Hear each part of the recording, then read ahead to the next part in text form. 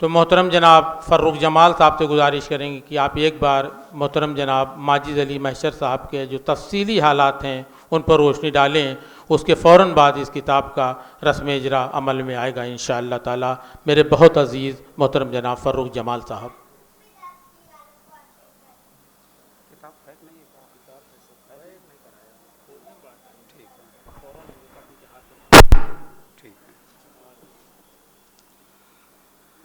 خواتین و حضرات، اب سے کچھ ہی لمحوں کے بعد گورکھپور کے بزرگ شاعر حضرت ماجد علی محشر گورکھپوری کے مجموعہ کلام محشر کی رسم رونمائی عمل میں آئے گی. اس سے قبل ان پر ایک جو ہے گراں قدر مقالہ جناب محمد ساجد علی اخگر گورکھپوری نے لکھا تھا، جو کہ حارث صاحب کے دادا بھی ہیں. تو یہ ہوا کہ کتاب کے اندر یہ مقالہ موجود ہے، تو پہلے ان کے حالات سے آپ کو روبرو کرا دیا جائے. کچھ مصنف کے بارے میں. نام و تخلص: مصنف مرحوم کا نام محمد ماجد علی تھا، محشر تخلص فرماتے تھے. خاندان: مرحوم کا سلسلہ نسب حضرت خواجہ جنید بغدادی علیہ رحمہ سے ملتا ہے. مصنف مرحوم کے والد بزرگوار مولوی محمد محبوب علی صاحب اپنے قدیم وطن دوستپور اودھ کو چھوڑ کر بغرض پیشہ وکالت گورکھپور آئے اور یہیں بود و باش اختیار کر لی. شاہ سرسپوش صاحب کے خاندان سے قدیم تعلقات کے علاوہ خود ان کی شادی بھی اس خاندان میں سید زاہد علی سرسپوش اور سید شاہد علی سرسپوش سجادہ نشین خانقاہ رشیدیہ جونپور کی چچازاد بہن سے ہوئی. تلمذ: حضرت محشر مولوی بخش اللہ صاحب مرحوم گورکھپوری کے شاگرد تھے. وفات: مصنف مرحوم نے 66 سال کی عمر میں 4 دن بارزہ فالج بیمار رہ کر وفات پائی. بروز جمعۃ الوداع 26 مئی سن 1944 کو مدفون ہوئے. مزاج: مرحوم ہر شخص سے خندہ پیشانی ملتے تھے. انکساری اور عاجزی مزاج میں کوٹ کوٹ کر بھری ہوئی تھی. اعزاء اور احباب کے علاوہ غربا سے تو ایسے اخلاق سے ملتے تھے کہ ان کو اپنا سچا ہمدرد اور مربی سمجھتے تھے. وزاداری: مرحوم ایشیائی خصوصیات کے حامل تھے. اسلامی طرز روش اور اخلاق کا مجسم نمونہ تھے. ہمیشہ ایک ہی سادہ طریقے پر زندگی بسر کی. پوشش، رفتار، گفتار میں آخر دم تک ایک ہی وضع قائم کی. لباس و وضع: مرحوم لامبا کوٹ یا شیروانی، کرتا اور شرعی پیجامہ پہنتے تھے. خوش پوشاک، خوش وضع تھے. پہلے داڑھی میں خضاب کیا کرتے تھے مگر آخر عمر میں 2-3 برس سے اسے ترک کر دیا. عادات: مرحوم کو چائے نوشی اور پان کا انتہائی شوق تھا. سال بھر برابر ہر موسم میں چائے پیا کرتے تھے. مہذب کھیلوں میں شطرنج سے بے حد دلچسپی تھی. شام کو ہمیشہ بلا ناغہ ٹہلنے جایا کرتے تھے اور اردو بازار جا کر کچھ نہ کچھ کھانے پینے کی چیز اپنی ضرورت کے لیے اور خاص کر بچوں کے لیے خریدتے تھے. اپنے احباب، حاجت مندوں اور غربا کی امداد اپنا فرض اولین سمجھتے تھے. دامے، درمے، قدمے، سخنے ہر طرح سے ان کی تکلیف رفع کرنے کی کوشش کرتے تھے. زیادہ تر پوشیدہ طور سے غربا کی امداد کیا کرتے تھے. عقائد: مرحوم ایک نہایت سچے توحید پرست مسلمان تھے. مذہبی جھگڑوں سے انہیں مطلق دلچسپی نہ تھی. وہ ایک راسخ العقائد حنفی المہذب شخص تھے. فقراء اور درویشوں سے انہیں عجیب طرح کی خوش عقیدگی تھی اور ان سے وہ بہت احترام کے ساتھ ملتے تھے. مخدومی اور محتمی سید واجد علی شاہ قبلہ سرسپوش سے انہیں بے حد خلوص تھا. وہ کسی سے مرید نہیں ہوئے تھے اور اکثر کہا کرتے تھے کہ ہمارے پیر بس یہی سجن صاحب ہیں. سید جمال شاہ صاحب قبلہ مرحوم جو گورکھپور میں بہت بڑے صوفی باصفا گزرے ہیں، ان سے بھی ان کو بہت عقیدت تھی. ان کے احباب میں زیادہ تر اسی قسم کے احباب کی شمولیت تھی. کتب، مذہبی اور اقوال بزرگان دین کا مطالعہ: مرحوم کو کتب بینی کا بہت شوق تھا. زیادہ تر مذہبی کتابیں اور بزرگان دین کے سیر و حالات سے مطالعہ کیا کرتے تھے.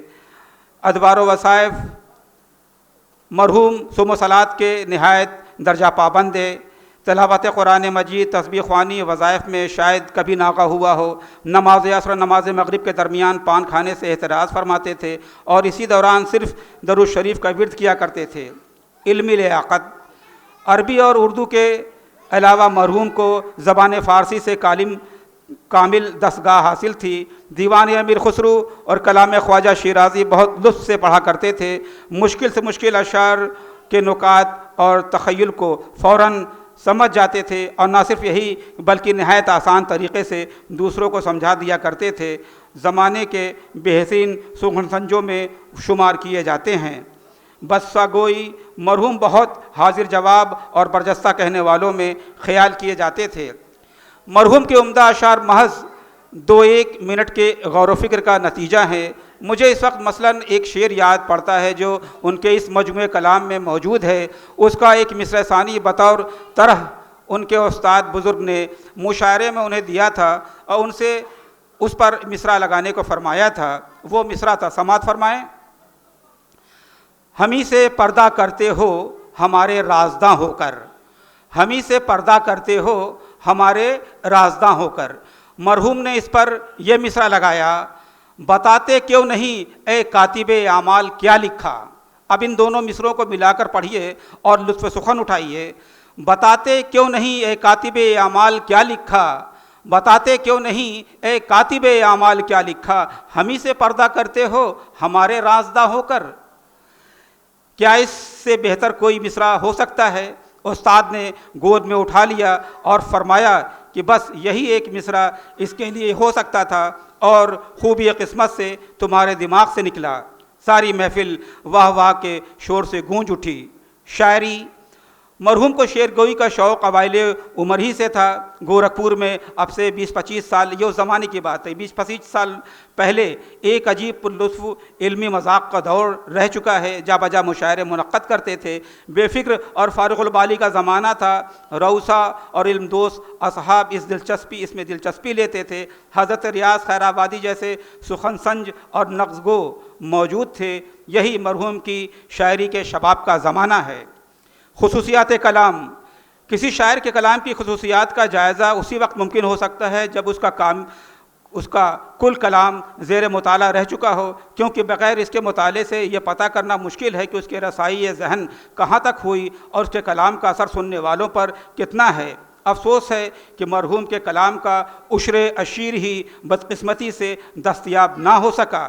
ایسی حالت میں بجز اس کے کہ موجودہ غزلوں کے منتخب اشعار پر اکتفا کر کے کوئی رائے قائم کی جائے، اور کیا ہو سکتا ہے؟ میرے خیال میں جو باتیں ان کے کلام میں پائی جاتی ہیں وہ مندرجہ ذیل سطور میں ظاہر ہو جائیں گی۔